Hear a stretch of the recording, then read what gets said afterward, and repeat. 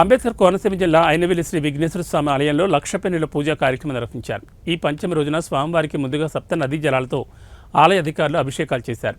పంచమి కావడంతో అక్షరాభ్యాసం చేయించుకునేందుకు పెద్ద ఎత్తున ఐనవేలి ఆలయానికి భక్తులు పెద్ద ఎత్తున తరలివచ్చారు.